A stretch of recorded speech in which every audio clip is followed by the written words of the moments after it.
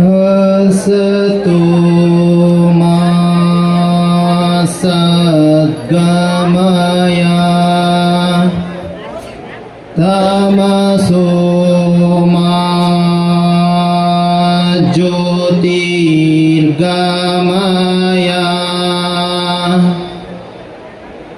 मृत्योर्मा मृतंगमय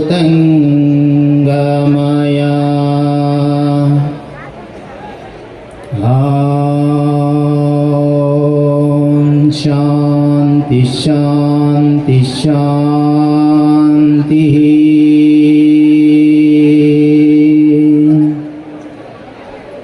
ओम श्री सद्गुरुवे नमः। ಶ್ರೀಶೈಲ ಮಲ್ಲಿಕಾರ್ಜುನನ ಸನ್ನಿಧಾನಕ್ಕೆ ಅನಂತ ಕೋಟಿ ಪ್ರಣಾಮಗಳನ್ನು ಅರ್ಪಿಸುತ್ತಾ, ಪೂಜ್ಯ ಶ್ರೀಶೈಲ ಜಗದ್ಗುರುಗಳ ಪಾದಾರವಿಂದಗಳಲ್ಲಿ ಅನಂತ ಕೋಟಿ ನಮನಗಳನ್ನು ಅರ್ಪಿಸುತ್ತಾ, ವೇದಿಕೆ ಮೇಲಿರುವಂತಹ ಎಲ್ಲ ಪೂಜ್ಯರಿಗೆ ನನ್ನ ಅನಂತ ಕೋಟಿ ನಮನಗಳನ್ನು ಅರ್ಪಿಸುತ್ತಾ, ವೇದಿಕೆ ಮೇಲಿರುವಂತಹ ಹಿರಿಯ ರೈತರೇ, ಅದೇ ರೀತಿ ಇಲ್ಲಾಗಮಿಸಿದಂತಹ ಎಲ್ಲ ಮಲ್ಲಯ್ಯನ ಭಕ್ತರೇ, ಎಲ್ಲರಿಗೂ ಕೂಡ ಶರಣು ಶರಣಾರ್ಥಿಗಳು.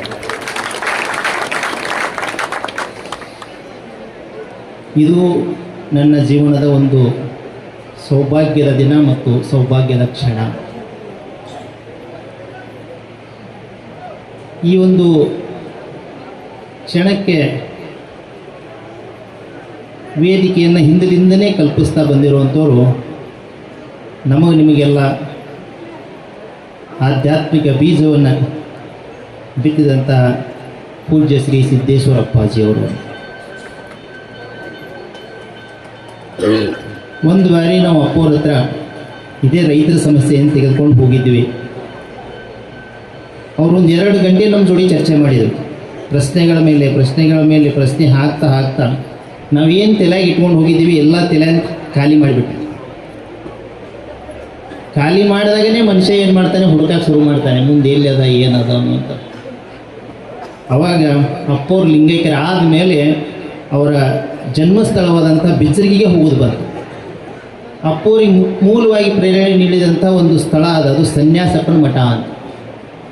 ಅಂದರೆ ಸಂಪೂರ್ಣ ಆಧ್ಯಾತ್ಮಿಕ ಪ್ರಪಂಚಕ್ಕೆ ಅವ್ರು ಬರಬೇಕಾಗಿತ್ತು ಅಂತಂದರೆ ಅಲ್ಲಿ ಒಂದು ಮೂಲ ಪ್ರೇರಣೆ ನೀಡಿದಂಥ ಸ್ಥಳ ಅದು ಸನ್ಯಾಸಪ್ಪನ ಮಠ. ಅಲ್ಲಿ ಜೋಡಿ ನಂದಿಗಳಿದಾವೆ. ಅಲ್ಲಿ ಹೋದಾದ್ಮೇಲೆ ಇವೆಲ್ಲರೂ ಕೂಡ ಏನೋ ಆಂತರಿಕವಾಗಿಯೇ ಬರ್ತಾ ಇವತ್ತು ಇದು 9ನೇ ಪುಸ್ತಕ ಪೂಜ್ಯ ಶ್ರೀಶೈಲ ಜಗದ್ಗುರ ಒಂದು ಅಮೃತ ಹಸ್ತದಿಂದ ಬಿಡುಗಡೆ ಆಗ್ತಾ ಇರುವಂಥ. ಇದು ಯಾವುದೂ ನಾ ಏನೂ ಓದಿಲ್ಲ, ಅದು ಆಟೋಮೆಟಿಕ್ಕಾಗಿ ಅದು ಆಂತರಿಕವಾಗಿ ಏನು ಬರ್ತದೋ ಅದೇ ಬರಿತಾ ಬಂದಾಗ ಇವತ್ತು ಪುಸ್ತಕ ಆಗಿರೋದು. ಇದು ನಂದಿ ಕೂಗು ಅನ್ನುವಂಥ ಒಂದು ಪುಸ್ತಕ ಆಗಿರೋದು. ನಿನ್ನೆ ದಿವಸನೇ ಅಪ್ಪವರು ಏನು ಮಾಡಿದರು, ನಿನ್ನೆನೂ ವಿಚಾರ ಹಂಚ್ಕೊಳ್ರಿ ಅಂತಂದಿದ್ರು.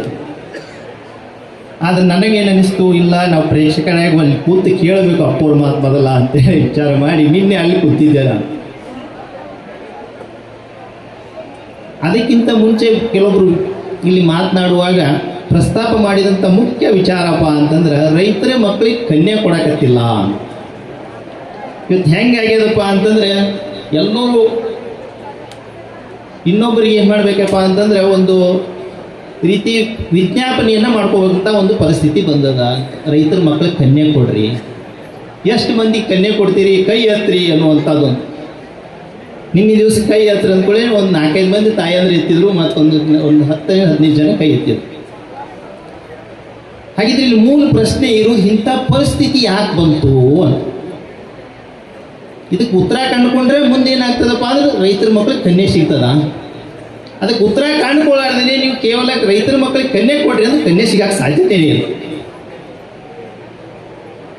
ಇದೇ ಒಂದು 30-40 ವರ್ಷ ಹಿಂದ್ಗಡೆ ರೈತರ ಮಕ್ಕಳಿಗೆ ಕನ್ಯೆ ಕೊಡ್ರಿ ಎನ್ನುವಂಥ ಒಂದು ಏನಾದರೂ ಶಬ್ದ ಏನಾದರೂ ಸಮಾಜದಾಗ ಇತ್ತಾ ಅನ್ನುವಂಥ ಪ್ರಶ್ನೆ ಆಗ್ತದೆ. ಇತ್ತೇನ್ರಿ ಯಾರ ನೀವೇ ಹೇಳ್ಬೇಕು. ಆದರೆ ಇದೇ ಒಂದು 30-40 ವರ್ಷ ಆದಮೇಲೆ ಇವತ್ತಿನ ದಿವಸ ರೈತರ ಮಕ್ಕಳು ಕನ್ಯೆ ಕೊಡ್ರಿ ಅಂತ ಬೇಡ್ಕೊಳ್ಳುವಂಥ ಪರಿಸ್ಥಿತಿ ಯಾಕೆ ಬಂತು? ಇದೇ 30-40 ವರ್ಷ ಹಿಂದ್ಗಡೆ ನಮ್ಮ ಮನ್ಯಾಗ ಯಾರಿದ್ರಪ್ಪ ಅಂತಂದ್ರೆ 4 ಕಾಲಿನ ಬಸವಣ್ಣ ಗುಡಿ ಹಾಕಿದ್ದ. ಕಾಲಿನ ಬಸವಣ್ಣ ಅದಾನಪ್ಪ ಅಂತಂದ್ರೆ ಆ ಮನ್ಯಾಗ ಲಕ್ಷ್ಮೀ ನೆಲೆ ನಿಂತಿದ್ಲು ಅಂತ ಹೇಳಿ. ಯಾರ ಮನ್ಯಾಗ ಲಕ್ಷ್ಮೀ ನೆಲೆ ನಿಲ್ತಾರೋ ಆ ಮನಿ ಕನ್ಯೆ ಕೊಡ್ರಿ ಅಂತ ಹೇಳೋ ಪರಿಸ್ಥಿತಿ ಬರಕ್ಕೆ ಸಾಧ್ಯತೆನೇ ಇಲ್ಲ. ಹೌದ್ರಿ ಹೇಳ್ತೇನೆ. ಬಸವಣ್ಣ ಹೋಗ್ಬಿಟ್ಟ, ಅದ್ರ ಜೋಡಿ ಲಕ್ಷ್ಮೀನೂ ಹೋಗ್ಬಿಟ್ಲು. ಮತ್ತು ಲಕ್ಷ್ಮಿ ಇಲ್ಲಾರ್ದ ಮನಿ ಕನ್ಯೆ ಹೆಂಗೆ ಕೊಡ್ತಾರ? ಮೂರು ಪ್ರಶ್ನೆ. ಹೌದ್ರಿ ನಾ ಹೇಳ್ತಾ ಇರೋದು. ಇದು ಎಲ್ಲನ್ನ ಹೇಳ್ತಾ ಇರೋದು ಚಿಂತನೆ ಮಾಡುವಂಥ ವಿಚಾರ ಅಂತ ಹೇಳ್ತಾ ಇರೋದು. ಇವತ್ತು ನಾ ಹೇಳೋ ವಿಚಾರಕ್ಕೆ ಮಲ್ಲಯ್ಯನೇ ಸಾಕ್ಷಿ ಆಗಬೇಕು, ನೀವು ಕೇಳೋದಕ್ಕೂ ಮಲ್ಲಯ್ಯನೇ ಸಾಕ್ಷಿ ಆಗಬೇಕು. ಇವತ್ತೇನಾಗಿಬಿಟ್ಟಿದೆ ರೈತನ ಪರಿಸ್ಥಿತಿ ಅಂತಂದ್ರೆ ಎಲ್ಲ ಹಂತದಲ್ಲಿನೂ ಕೊಡೋದು. ಸಾಲ ಕೊಡ್ತಾರ, ಆ ಸಾಲ ತೊಗೊಂಡು ಮತ್ತೆ ಅದನ್ನು ಕೂಡ ಮತ್ತೆ ಇನ್ನೊಬ್ರಿಗೆ ಕೊಡೋದೆ. ಟ್ಯಾಕ್ಟ್ರಿಗೆ ಕೊಡೋಣ, ಅದಕ್ಕೆ ಡೀಸೆಲ್ಗೆ ಅದನ್ನು ಕೊಡೋಣ. ಇವತ್ತು ಕೂಲಿ ಆಳುಗಳ ಪರಿಸ್ಥಿತಿ 600-700 ರೂಪಾಯಿ ಅದಕ್ಕೂ ಕೊಡೋಣ. ಹಿಂಗೆ ಕೊಡೋದೇ ಆಯ್ತಂದ್ರೆ ಅವನ ಮನ್ಯಾಗ ಲಕ್ಷ್ಮಿ ಹೆಂಗೆ ನೆಲೆ ನಿಲ್ತಾಳೆ ಮತ್ತು ಕನ್ಯೆ ಹೆಂಗೆ ಸಿಗ್ತಾವು ಅನ್ನೋದು 3 ಪ್ರಶ್ನೆ ಆಗಿರುವಂಥದ್ದು. ಹಾಗಾಗಿ ಇಲ್ಲಿ ಪರಿಹಾರ ಏನು ಅಂತಂದರೆ ಮುಖ್ಯವಾಗಿ ಪುನಃ ಈ ರೈತರ ಮನೆಗೆ ಈ 4 ಕಾಲಿನ ಬಸವಣ್ಣ ಬರಬೇಕು, ಅದೊಂದೇ ಪರಿಹಾರ. ಇಲ್ಲ ಇದ್ರ ಪರಿಹಾರ ಸಿಗಕ್ಕೆ ಸಾಧ್ಯತೆ ಇಲ್ಲ ಅನ್ನೋ ಸ್ಪಷ್ಟತೆ ನಮ್ಗೆ ಉಂಟಾಗಿರುವಂಥದ್ದೇ ನಂದಿ ಕೂಗು ಅಂತ. ಹಾಗಿದ್ರೆ ಇಲ್ಲಿ ಮೂಲ ಪ್ರಶ್ನೆ ಬರೋಣ. ಈ ನಂದಿ ಸಂತತಿ ನಾಶ ಆಯಿತು, ಇದಕ್ಕೆ ಮೂಲ ಕಾರಣ ಏನಪ್ಪ? ರೈತರ ಆಲಸ್ಯ ಆದ್ರಿ. ಇಲ್ಲಿ ನೀವು ಆಲಸ್ಯ ಆಗಿದ್ರಿ ಅಂತ ತಿಳ್ಕೊಡ್ರಿ, 600-700 ಕಿಲೋಮೀಟರ್ ಇಲ್ಲಿ ಯಾಕೆ ನಡೆದು ಬರ್ತಿದ್ರಿ ಅನ್ನೋದು ನನ್ನ ಮೂಲ ಪ್ರಶ್ನೆ ಆಗಿದೆ. ಹೌದ್ರಿ ನಾ ಹೇಳಕ್ಕೆ ನೀವು ಆಲಸ್ಯತನೇ ಬಂದಿತ್ತು ಅಂತ ತಿಳ್ಕೊಳ್ಳೋಣ. 600-700 ಕಿಲೋಮೀಟರ್ ಇರು ನಡೆದು ಬರುವಂಥ ಶಕ್ತಿ ಇಲ್ಲಿ ಉಳಿತಿತ್ತು ಅಂತ. ಇಲ್ಲೇ ಬರುವಾಗ ನಾನು ನಡ್ಕೊಂಡ ಬಂದಿದ್ದೀನಿ. ರಾಸಾಯನಿಕಗಳು ಕಾರಣ, ಅದನ್ನೂ ಕಾರಣ ಅಲ್ಲ. ಯಂತ್ರಗಳು ಕಾರಣ, ಅದನ್ನೂ ಕೂಡ ಕಾರಣ ಅಲ್ಲ. ಕಾರಣ ಏನು ಅಂತಂದ್ರೆ ಈ ನಂದಿ ಸಂಪತ್ತು ಯಾರು ಉಳಿಸಿ ಬೆಳೆಸ್ತಾರ ಅವ್ರ ಪೂರ್ಣವಾದಂಥ ಕಾನೂನು ಮತ್ತು ಯೋಜನೆಗಳಿಲ್ಲ, ಅದು ಮೂಲ ಕಾರಣ ಆಗಿರೋದು. ಈ ಹೊಟ್ಟೆ ಆಗಿರುವಂಥ ಕೂಸಿಗೊಂದು ಯೋಜನೆ ಅದಾವ. ಇವತ್ತು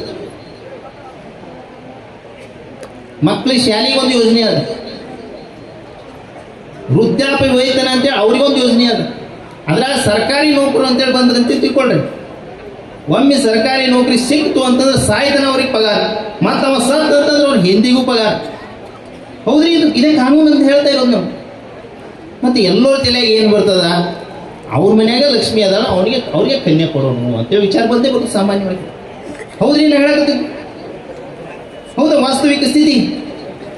ಇಲ್ಲಿ ಬಂದಾಗ ಅಲ್ಲಿ ಬರೋವಾಗ ನಾನು ನಡ್ಕೊಂಡು ಬರುವಾಗ ಅಲ್ಲಿ ಕಲ್ಲು ಇಟ್ಟಿದ್ರಿ, ಹಿಂಗೆ ಏನು ಗುಡ್ಡ ಮಾಡಿ 4-5 ಕಲ್ಲುಗಳು.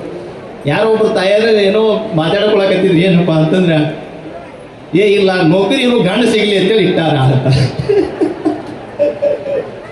ಇನ್ನು ಎಲ್ಲರೂ ಇಟ್ಟು ಬಂದ್ರೆ ಅಂತ ತಿಳ್ಕೋರಿ, ಮಲ್ಲಯ್ಯರು ಹೆಂಗೆ ಪರಿಹಾರ ಕೊಡವ ಅನ್ನೋದು ಮೂಲ ಪ್ರಶ್ನೆ. ಯಾಕಪ್ಪ ಎಂಥ ಗೌರ್ಮೆಂಟ್ ಇದ್ರು ಕೂಡ, ಎಂಥ ಒಂದು ಕಾರ್ಖಾನೆಗಳು ಎಷ್ಟೇ ನೀವು ಸ್ಥಾಪನೆ ಮಾಡಿದ್ರು ಕೂಡ 100-5 ಜನಕ್ಕೆ ಮಾತ್ರ ಅಲ್ಲಿ ನಿಮಗೆ ಉದ್ಯೋಗ ಸಿಗುವುದು. ಇನ್ನು 95 ಜನ ಹಂಗೆ ಉಳಿಯುತ್ತೆ. ಹೌದ್ರಿ ಹೇಳತ್ತಿತ್ತು. ನೀವು ಏನೇ ಬೇಕಾದ ಪ್ರಯತ್ನ ಮಾಡಿ 100-5 ಮಂದಿ ಜನಕ್ಕೆ ಮಾತ್ರ ಅಲ್ಲಿ ನೋಡೋದು ನೌಕರಿ ಸಿಗೋದು. ಹಾಗಾಗಿ ಇದು ಪರಿಹಾರ ಅಲ್ವೇ ಅಲ್ಲ. ಪರಿಹಾರ ಏನು ಅಂತಂದ್ರೆ ಇನ್ನೂ ಏನು 95 ಜನ ಇದ್ದಾರೆ, ಅದ್ರಾಗ ಅರ್ಧಕ್ಕಾದ್ರೂ ಜನಕ್ಕೆ ಏನಾಗಬೇಕಪ್ಪ ಅಂತಂದ್ರೆ ಅವ ಜೋಡೆತ್ತು ಕಟ್ಟಿಗೆಸಿಂದ ಕೃಷಿ ಮಾಡಬೇಕು. ಆ ನಿಟ್ಟಿನಲ್ಲಿ ಏನು ಮಾಡಬೇಕು? ಪ್ರೋತ್ಸಾಹ ನೀಡುವಂಥ ಯೋಜನೆ ಮತ್ತು ಕಾನೂನುಗಳು ಬರಬೇಕು ಅಂತ. ಹಾಗಾಗಿ ನಾವು ಸಿದ್ದೇಶ್ವರಪ್ಪರು ಎಲ್ಲಿ ಜನ್ಮ ತಾಳಿದಾರೋ, 14 ವರ್ಷ ಬಾಲ್ಯವನ್ನು ಕಳೆದಿದ್ದಾರೋ ಅದೇ ಒಂದು ಸ್ಥಳದಲ್ಲಿ ಒಂದು ಸಂಕಲ್ಪವನ್ನು ಮಾಡಿದ್ದೇವೆ ನಾವು. ಇದೇ ಕಳೆದ ಒಂದು ಗೌರಿ ಹುಣ್ಣಿಮೆ ದಿವಸ ವಿಜಯಪುರದ ಜ್ಞಾನ ಯೋಗಾಶ್ರಮದಿಂದ ಅಲ್ಲಿವರೆಗೆ ಬಿಜ್ರಿಗೆವರೆಗೆ ಒಂದು 42 ಕಿಲೋಮೀಟರ್ ಆಗ್ತದೆ ಪಾದಯಾತ್ರೆ ಮುಖಾಂತರ ಅಲ್ಲಿ ಹೋಗಿ. ಏನು ಸಂಕಲ್ಪ ಅಂದರೆ ಮುಂದಿನ 10 ವರ್ಷಗಳಲ್ಲಿ 10 ಪಟ್ಟು ನಂದಿ ಸಂಪತ್ತು ಹೆಚ್ಚಿಗೆ ಆಗಬೇಕು. ಅದನ್ನು ದಿವ್ಯ ಸಾನ್ನಿಧ್ಯವನ್ನು ಯಾರು ವಹಿಸಿದ್ರು ಅಂತಂದ್ರೆ ಕರಬಂಟನಾಳದ ಪೂಜ್ಯ ಶ್ರೀ ಶಿವಕುಮಾರ ಸ್ವಾಮೀಜಿಗಳು. ಅದು ಬಹಳ ವಿಶೇಷ ಆಗಿರುವಂಥದ್ದು. ಇವತ್ತು ಅವರೇ ಇಲ್ಲಿ ಕರೆತಂದು ನಮಗೆ ನಿಲ್ಲಿಸಿರುವಂಥದ್ದು. ಹಾಗಾಗಿ ಇಲ್ಲೊಂದು ದೊಡ್ಡದಾದಂಥ ಯೋಜನೆ ಏನಾಗಿದೆಪ್ಪ ಅಂತಂದ್ರೆ ತಾನೇ ಮಲ್ಲಿಕಾರ್ಜುನ್ ಯಾರ್ಯಾರ ಮುಖಾಂತರ ಏನು ಕೆಲಸ ಮಾಡಿಸ್ಕೋಬೇಕು ಮಾಡ್ಕೊಳಕತ್ತಾನ ಅನ್ನುವಂಥ. ಹಾಗಾಗಿ ಇಲ್ಲಿ ಮುಖ್ಯವಾಗಿ ಜೋಡೆತ್ತು ಕಟ್ಟಿದಂಥ ರೈತ, ಅವನ ಬೆಲೆ ಅವನಿಗೆ ಗೊತ್ತಿಲ್ಲ ಅನ್ನುವಂಥದ್ದು ಇವತ್ತು ಸಮಾಜದಾಗ. ಇವತ್ತು ನಾವು MSc ಅಗ್ರಿ ಮಾಡಿದ್ದೀವಿ, 10 ವರ್ಷ ಕೃಷಿ ಅಧಿಕಾರಿಯಾಗಿ ಕೆಲಸ ಮಾಡಿದ್ದೀವಿ, ನಮಗೂ ಗೊತ್ತಿರಲಿಲ್ಲ. ಯಾವಾಗ ಗುರು ಗುರು ಅಂತ ಬೆಲೆ ಹತ್ತಿದ್ದೇವೋ ಅವಾಗನೇ ಈ ಜೋಡೆತ್ತಿನ ಕೃಷಿಕನ ಬೆಲೆ ನಮಗೆ ಗೊತ್ತಾಗಿರೋದು. ಒಬ್ಬ ಜೋಡೆತ್ತು ಕಟ್ಟಿದಂಥ ಕೃಷಿಕ ಇದ್ದಂಥ 11 ರೀತಿಯ ವಿಶೇಷವಾದಂಥ ಕೊಡುಗೆಯನ್ನು ಸಮಾಜಕ್ಕೆ ನೀಡ್ತಾ ಇರ್ತಾನ. ಇಲ್ಲೇ ಒಂದು ಸ್ವಲ್ಪ ವಿಶ್ಲೇಷಣೆ ಮಾಡಿ ಸ್ವಲ್ಪ ಹೇಳ್ಬಿಡ್ತೀನಿ, ನೀವೇ ವಿಚಾರ ಮಾಡುವಂಥದ್ದು. ಹೌದು ಅಂದರೆ ಹೌದು ಅನ್ಬೇಕು, ಇಲ್ಲ ಅಂದರೆ ಇಲ್ಲ ಅನ್ಬೇಕು. ಇವತ್ತು ವಿಜ್ಞಾನ ಜಗತ್ತಲ್ಲಿದ್ದೀವಿ ನಾವು. 12ನೇ ಶತಮಾನದಾಗಿಲ್ಲ, ನಾವು 21ನೇ ಶತಮಾನದಾಗ ಇದ್ದೀವಿ. ಎಲ್ಲನೂ ಪರೀಕ್ಷೆ ಮಾಡಿ ನೋಡ್ಬೋದು ಅಂತ. ವಿಜ್ಞಾನ ಅಂದರೆ ಕಾರಣ ಪರಿಣಾಮದ ಸ್ಪಷ್ಟತೆಯೊಂದಿಗೆ ಮುಂದುವರಿಯುವುದು ಅಂತ. ಇವತ್ತು ಯಾರು ಜೋಡಿ ಎತ್ತುಗಳನ್ನು ಕಟ್ಟಿದ್ದಾರೆ ಅವರ ಒಂದು ಜಮೀನಿನ ಮಣ್ಣಿನ ಪರೀಕ್ಷೆ ಮಾಡೋದು ಮತ್ತು ಇತರ ಒಂದು ಜಮೀನಿನ ಮಣ್ಣಿನ ಪರೀಕ್ಷೆ ಮಾಡೋದು. ಯಾರ ಜಮೀನು ಹೆಚ್ಚಿಗೆ ಫಲವತ್ತತೆ ಇರ್ತದ್ರಿ? ಯಾರ ಜಮೀನು ಇರ್ತದ? ನೀವೇ ಹೇಳಬೇಕು. ಜೋಡೆತ್ತ ಕಟ್ಟಿದಂಥ ರೈತನ ಒಂದು ಜಮೀನು ಫಲವತ್ತತೆ ಹೆಚ್ಚಿಗೆ ಇರ್ತದ? ಮಣ್ಣು ಉಳಿಸೋ ಯಾರು ಈ ಭೂಮಿ ಮ್ಯಾಗ ಅಪ್ಪ ಅಂದ್ರೆ ಜೋಡೆತ್ತ ಕಟ್ಟಿದಂಥ ರೈತ.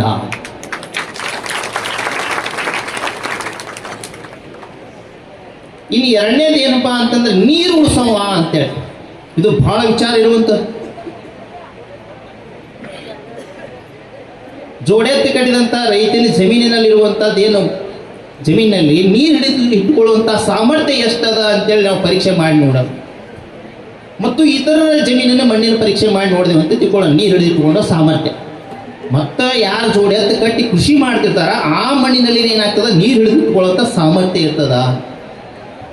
ಇದೇ 20-30 ವರ್ಷ ಹಿಂದೆ ನಾವು 6 ತಿಂಗಳು 7 ತಿಂಗಳು ವರ್ಷಗಟ್ಟಲೆ ಹಳ್ಳ ಹರಿಯೋದು ನೋಡ್ತಿದ್ದೇವೆ.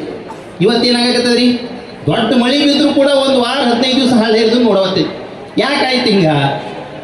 ಯಾಕಪ್ಪ ಅಂದ್ರೆ ಭೂಮಿ ನೀರು ಹಿಡಿದುಕೊಳ್ಳುವಂಥ ಸಾಮರ್ಥ್ಯನೇ ಕಳ್ಕೊಂಡ್ಬಿಡ್ತು ಅಂತ. ಹಾಗಾಗಿ ಇವತ್ತು ಹರಿಯುವ ಹಳ್ಳಗಳೆಲ್ಲನೂ ಕೂಡ ಬತ್ತು ಹೋಗ್ಯಾವು. ಹೌದ್ರಿ ನಾ ಹೇಳಕತ್ತಿದ್ದು? ಹಳ್ಳ ಬತ್ತಾವು ಅಂತಂದ್ರೆ ಮುಂದೆ ಬಾವಿ ಬತ್ತಾಕತ್ತಾವು. ಇನ್ನು ಬಾವಿ ಬತ್ತಿದ್ವು ಅಂತಂದ್ರೆ ಮುಂದೆ ಯಾವ್ದು ಬರ್ತದ? ಬೋರ್ವೆಲ್ಗಳು ಬರ್ತವೆ ಅಂತ ಹೇಳಕತ್ತದ್ದು, ವಿಜ್ಞಾನನೇ ಹೇಳಕತ್ತೀನಿ. ಪರಿಸ್ಥಿತಿ ಬಹಳ ಗಂಭೀರ ಅದ ಅಂತ. ಮಾಡು ಇಲ್ಲವೇ ಮಡಿ ಎನ್ನುವಂಥ ಪರಿಸ್ಥಿತಿಯಲ್ಲಿ ನಾವು ಬಂದಿದ್ದೀವಿ ಅಂತ. ಹಳ್ಳದಿಂದ ನದಿಯ ಹೊರತು ನದಿಯಿಂದ ಹಳ್ಳ ಅಲ್ಲ ಅಂತ. ಇವತ್ತು ಸಾಕಷ್ಟು ಏನು ಮಾಡ್ತಾ ಇದ್ದೀವಿ, ಡ್ಯಾಮ್ಗಳನ್ನು ಕಟ್ಟಿ ಹಳ್ಳಿಗಳಿಗೆ ನೀರು ತಂದು ಒದಗಿಸಕತ್ತೀವಿ. ಆದರೆ ಇವತ್ತು ಪರಿಸ್ಥಿತಿ ಹೆಂಗಾಗ್ಯದಪ್ಪ ಅಂತಂದ್ರೆ ಎಲ್ಲಿ ನಾವು ಡ್ಯಾಮ್ ಕಟ್ಟಿ ನೀರು ತಂದು ಕೊಡಬೇಕಂತಿದ್ದೀವೋ ಆ ಡ್ಯಾಮ್ನಲ್ಲಿರುವಂಥ ನೀರು ಕೂಡ ಏನಾಗ್ತದೆ, ಅಶುದ್ಧಗೊಳ್ತಾ ಇದೆ, ಕಲುಷಿತಗೊಳ್ತಾ ಇದೆ ಅನ್ನೋದು ಅದೇ ವಿಜ್ಞಾನಿಗಳು ಹೇಳ್ತಾ ಇರುವಂಥ. ಕೃಷ್ಣಾ ನದಿ ಇವತ್ತು ಕಲುಷಿತಗೊಂಡಿದೆ, ಆ ಕಡೆ ಕಾವೇರಿ ನದಿ ಕಲುಷಿತಗೊಂಡಿದೆ. ಅಂದರೆ ನಮ್ಮಲ್ಲಿ ಏನು ದೊರೀತಾ ಇತ್ತೋ ಈ ನೀರು ಕಳ್ಕೊಂಡೇವಿ ಮತ್ತು ಆ ನೀರು ಕಳ್ಕೊಳ್ತೀವಿ. ಇಲ್ಲೇ ಮೂಲ ಇರುವುದು. ಮಲ್ಲಯ್ಯ ಯಾಕೆ ಕುಡಿಸ್ಯಾನ ಇಲ್ಲಿ ನಮ್ಮನ್ನ, ಈ ಯಾಕೆ ಸಂಪ್ರದಾಯ ಇದು ಕಂಬಿ ಮಲ್ಲಯ್ಯ ಅನ್ನೋದೇ ಇಲ್ಲಿ ಮೂಲ ಇಲ್ಲೇ ಇರುವಂಥದ್ದು. ಈಗ ಪ್ರಶ್ನೆ ಹೇಳ್ತಾ ಇರೋದು ನಾವೆಲ್ಲಿದ್ದೀವ್ರಿ? ಇಲ್ಲಿ ಕೃಷ್ಣಾ ನದಿಯ ಒಂದು ದಂಡೆಯಲ್ಲಿ ನಾವು ಇರುವಂಥದ್ದು. ಅಂದರೆ ಎಲ್ಲಿ ಶ್ರೀಶೈಲ ಮಲ್ಲಯ್ಯ ಇಲ್ಲಿ ನೆಲೆ ನಿಂತಾನ ಅವನ ಸ್ಥಾನಕ್ಕೆ ನಾವು ಬಂದೀವಿ. ನೀವೆಲ್ಲರೂ ಎಲ್ಲಿಂದ ಬಂದೀರಿ ಅಂತಂದ್ರೆ ಈ ಕೃಷ್ಣಾ ನದಿಯ ಜಲಾನಯನ ಪ್ರದೇಶ ಅಂತಂತೀವಿ ನಾವು. ಅಂದ್ರೆ ಎಲ್ಲಿ ನೀರು ಬರ್ತದೆ ನೋಡಿ, ಹರಿದು ಬರ್ತದ, ಅದು ಎಲ್ಲ ನೀರು ಹರಿದು ಬಂದು ಏನಾಗ್ತದೆ, ಇಲ್ಲೇ ನದಿ ಮುಖಾಂತರ ಹರಿದು ಹೋಗೋದು. ಇದೇ ಕೃಷ್ಣಾ ನದಿ. ಶ್ರೀಶೈಲ ಮಲ್ಲಯ್ಯ ಏನಂದ್ರೆ ಅವ್ನ ಪಕ್ಕದಲ್ಲಿನೇ ನದಿ ಏನು ಹರಿದು ಹೋಗ್ತದ ಅಲ್ಲಿಂದನೇ ಹರಿದು ಹೋಗೋದು. ನಾ ಹೇಳೋದು ತಿಳಿತದ್ರಿ ನಿಮಗೆ? ಸ್ಪಷ್ಟ ಆಯ್ತಾ? ನಿಮ್ಮದು ಏನು ಹಳ್ಳ ಹರಿತಾವು, ಹರಿದದ್ದು ಏನಾಗ್ತದೆ ನದಿಗೆ ಬಂದು ಸೇರ್ತದ, ಅದೇ ನದಿ ಏನಾಗ್ತದೆ ಕೃಷ್ಣಾ ನದಿಯಾಗಿ ಹರಿತಾ ಇದೆ. ಈ ಕೃಷ್ಣಾ ನದಿಗೆ ವರ್ಷ ಪೂರ್ತಿ ಹರಿಯುವಂಥ ನದಿ ಅಂತ ಕರಿತೀವಿ, ಪೆರಿನಿಯಲ್ ರಿವರ್. ಅಂದರೆ ಎಲ್ಲಿ ಉಗಮ ಆಗ್ತದೋ ಅದು ಏನಾಗ್ತದೆ, ಸಮುದ್ರ ಮುಟ್ಟುವರೆಗೆ ವರ್ಷ ಪೂರ್ತಿ ಹರಿತಿರ್ತದೆ. ಆದರೆ ಇವತ್ತು ವರ್ಷ ಪೂರ್ತಿ ಹರಿಯುವಾಗಿ ನದಿ ಉಳಿದಿದ್ದು 4 ರಿಂದ 5 ತಿಂಗಳು ಏನಾಗ್ತದೆ, ಬತ್ತಿ ಹೊಂಟದು. ಯಾಕಾಯಿತು ಅಂತಂದ್ರೆ ಅಲ್ಲಿ ನಮ್ಮ ಪ್ರದೇಶದಲ್ಲಿ ಏನು ಬಸವಣ್ಣ ಕೆಲಸ ಮಾಡಕತ್ತಿತ್ತ ಆ ಬಸವಣ್ಣ ಸಂತತಿ ನಾಶ ಆಗಿಬಿಡ್ತು ಅಂತ. ಆ ಸಂತತಿ ನಾಶ ಆಗಿರುವಂಥ ಕಾರಣಕ್ಕಾಗಿ, ಅಂದರೆ ಜೋಡೆತ್ತಿನ ಕೃಷಿಕರ ಸಂಖ್ಯೆ ನಾಶ ಆಗಿರುವಂಥ ಕಾರಣಕ್ಕಾಗಿ ಇವತ್ತು ಹರಿಯುವಂಥ ನದಿನೂ ಕೂಡ ಹರಿತಾ ಇಲ್ಲ. ಹಾಗಾಗಿ ಏನು ಕಂಬಿ ಮಲ್ಲಯ್ಯ ಅಂತೇಳಿ ನಾವು ತಂದಿದ್ದೀವೋ ಇವ ನಂದಿ ಮಲ್ಲಯ್ಯ ಆಗ್ಯಾನ. ಅಂದರೆ ಗ್ರಾಮಗಳಲ್ಲಿರುವಂಥ ಈ ಜೋಡೆತ್ತಿನ ಕೃಷಿಕರನ್ನು ಉಳಿಸೋಗ್ಯಾನ. ಗ್ರಾಮಗಳಲ್ಲಿರುವಂಥ ಎಲ್ಲ ಜೋಡೆತ್ತಿನ ಕೃಷಿಕರ ಭಾವ್ಯಕ್ಯದ ಸಂಕೇತ ಕಂಬಿ ಮಲ್ಲಯ್ಯ ಆಗ್ಯಾನ. ನಾವೆಲ್ಲರೂ ಒಂದು ಗೂಡಿ ಏನು ಮಾಡಬೇಕಾಗ್ಯದಪ್ಪ ಅಂತಂದ್ರೆ ಈ ಜೋಡೆತ್ತಿನ ಕೃಷಿಕರನ್ನ ಉಳಿಸಿ ಬೆಳೆಸ್ತೇವೆ ಅಂದ್ರೆ ಮಾತ್ರ ನಮ್ಮ ಗ್ರಾಮಗಳಿಗೆ ಭವಿಷ್ಯ ಆದಂತೆ ಹೇಳೋ ಕಂಬಿ ಮಲ್ಲಯ್ಯ ಆಗ್ಯಾನ. ಜಗತ್ತಿನ ಯಾವ ವಿಶ್ವವಿದ್ಯಾಲಯವೂ ಕೂಡ ಇದನ್ನ ಅಲ್ಲಗಳೆಯಕ್ಕೆ ಸಾಧ್ಯತೆಯೇ ಇಲ್ಲ. ನಾನು ಹೇಳ್ತಾ ಇರೋದು ಅದು ಅಲ್ಲಗಳೆಯಕ್ಕೆ ಮುಂದೆ ಬಂತು ಅಂತಂದ್ರೆ ಅದು ವಿಶ್ವವಿದ್ಯಾಲಯ ಏನು ಉಳಿಬೇಕಾಗಿದೆಯಲ್ಲ ಅದು ಅರ್ಹತೆನೇ ಕಳ್ಕೊಳ್ತದೆ ಅಂತ ನಿಮ್ಗೆ ಅಷ್ಟೇ ಸ್ಪಷ್ಟ ಮತ್ತು ನಿಖರವಾಗಿ ಹೇಳ್ತಾ ಇರೋದು. ಇದನ್ನು ಸಂಪೂರ್ಣವಾಗಿ ಆ ನಂದಿ ಕೂಗು ಅನ್ನುವಂಥ ಪುಸ್ತಕದಲ್ಲಿ ಇದನ್ನು ಎಕ್ಸ್ಪ್ಲೇನ್ ಮಾಡ್ತಾ ಬಂದಿರೋದು.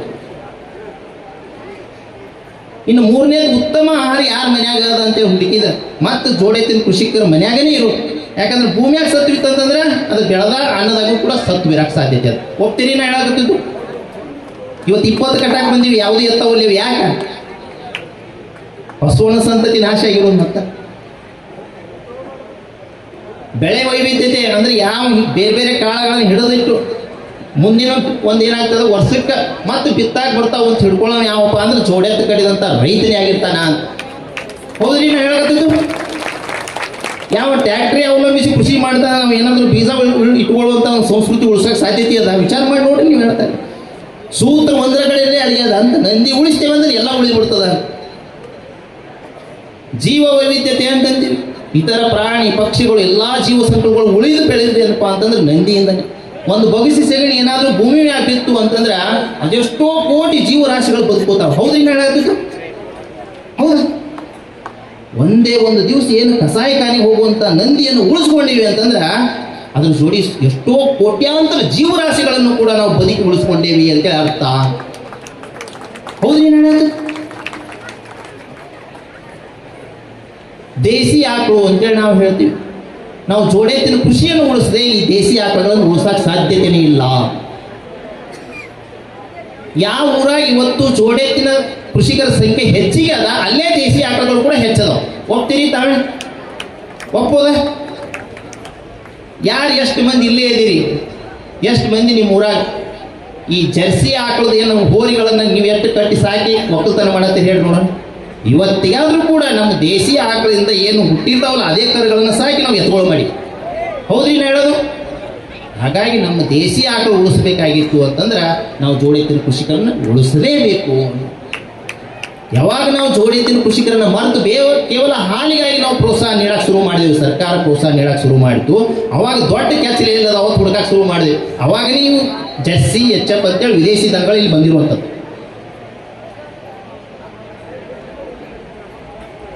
ಇನ್ನು ಮುಂದೆ ಬಂದು ಏನಪ್ಪಾ ಅಂದ್ರೆ ಸಂಸ್ಕೃತಿ ಅಂತೇಳಿ ಅಂತೀವಿ. ಸಮ್ಯಕ್ ಕೃತಿ ಅಂತ ಸಮಯಕ್ಕೆ ಸರಿಯಾಗಿ ಮಾಡೋ. ಈ ಕಂಬಿ ಮಲೆ ಈಗ ಯಾಕೆ ತಂದಿರಿ? ಇದು ಯಾಕೆ ಶಿವರಾತ್ರಿ ತರಬಾರ್ದು? ಯಾಕಂದ್ರೆ ಇದು ವಿಜ್ಞಾನ ಅಡಿಗೆದ. ನಿಸರ್ಗದ ನೇಮಕ್ಕೆ ಸಲುವಾಗಿ ಅನುಸಾರವಾಗಿ ಏನಾಗಬೇಕಾಗಿದೆ, ಯಾವಾಗ ಏನು ಮಾಡಬೇಕು ಅದನ್ನೆಲ್ಲ ನಮ್ಮ ಋಷಿ ಮುನಿಗಳು ಅದನ್ನು ಪರಿಚಯ ಮಾಡಿ ಹೋಗ್ಯಾರ. ಇವಾಗ ಇದೇ ಆಗಬೇಕು. ಹಾಗಾಗಿ ಇವತ್ತು ನಾವೇನು ಹಳ್ಳಿಗಳಲ್ಲಿ ಹಬ್ಬ ಹರಿದಿನಗಳ ಆಚರಣೆ ಮಾಡ್ತೀವಿ. 90% ಎಲ್ಲ ಹಬ್ಬಗಳ ಹರಿದಿನಗಳು ಎದ್ರ ಮ್ಯಾಗ ನಿಂತದಪ್ಪ ಅಂದ್ರೆ ನಂದಿ ಮ್ಯಾಗನೇ ನಿಂತಿರೋದು. ಹೋಗ್ತೀರಿ ನಾ ಹೇಳ್ತಿರೋದು? ಅವ ಹೋದ ಅಂತಂದ್ರೆ ಸಂಸ್ಕೃತಿನೂ ಹೋಗ್ತದ. ಹಾಗಾಗಿ ಸಂಸ್ಕೃತಿ ಉಳಿಬೇಕಾಗಿತ್ತಂದ್ರೆ ನಮ್ಮ ಗ್ರಾಮಗಳಲ್ಲಿ ಜೋಡೆತ್ತಿನ ಕೃಷಿಕರು ಉಳಿಲೇಬೇಕು.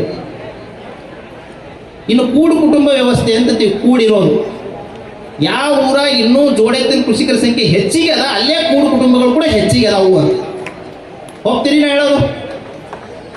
ಮೊದಲು ಇವತ್ತು ನಮ್ಮ ಗಂಡ ಹೆಂಡತಿನ ಕೂಡಿರೋದು ಭಾಳ ಕಠಿಣ ಆಗಿರುವಂಥದ್ದು ಇವತ್ತು ಪರಿಸ್ಥಿತಿ. ಯಾಕೆ ಹಿಂಗಾಯ್ತು?